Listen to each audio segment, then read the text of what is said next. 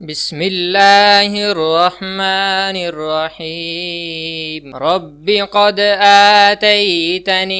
من الملک وعلمتنی من تأویل الاحادیث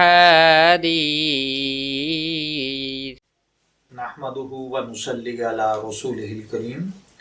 اما بعد فاعوذ باللہ من الشیطان الرجیم بسم اللہ الرحمن الرحیم السلام علیکم ڈیئر ویورز، آپ کے فیورٹ انفارمیٹو چینل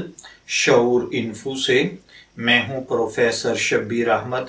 ہمارا آج کا ٹاپک ہے حفاظت رجت کا عمل۔ اگر آپ وظائف، عملیات وغیرہ کرتے ہیں اور ان کا آپ کو خاطر خواہ فائدہ نہیں ہوتا، یا آپ جس مقصد کے لیے پڑھتے ہیں وہ مقصد پورا نہیں ہوتا، الٹا نقصان ہو جاتا ہے، یا آپ جو کرنا چاہتے ہیں وہ نہیں ہو پاتا،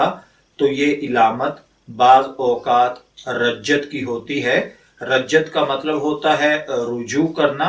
پلٹ کر لوٹنا، یعنی ہم جو عمل کرتے ہیں وہ بجائے اس کے کہ جیسے ہم اس کا فائدہ چاہتے ہیں ویسا فائدہ ہمیں حاصل نہیں ہوتا۔ آپ کو وہ عمل کرنے کا، پڑھنے کا اجر ثواب تو ملتا ہے لیکن فائدہ نہیں ملتا۔ تو اگر خدا نخواستہ آپ رجت کا شکار ہیں، یا آپ کے عملیات کام نہیں کر رہے، آپ کے وظائف تعویذات اثر نہیں کر رہے، یا آپ نے کوئی عمل کیا اور اس کو ادھورا چھوڑ دیا، یا تعداد اوپر نیچے ہو گئی، یا کسی کی کاٹ کرتے وقت اگر اس کے ریئیکشن کے طور پر آپ کو رجت ہو چکی ہے، تو آپ یہ عمل کریں، انشاءاللہ العزیز اللہ کے فضل و کرم کے ساتھ رجت ختم ہو جائے گی اور دوبارہ سے آپ کے عملیات، وظائف اثر کرنا شروع کر دیں گے۔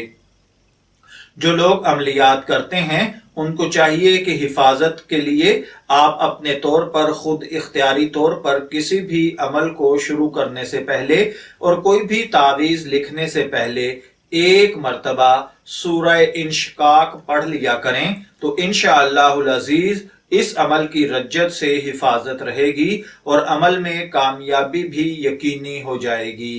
یا اس کے علاوہ اگر آپ کو سخت قسم کی رجت ہو چکی ہے تو آپ بعد از نماز فجر منزل، جی ہاں منزل 37 آیات پر مشتمل ایک چھوٹی سی بک ہے،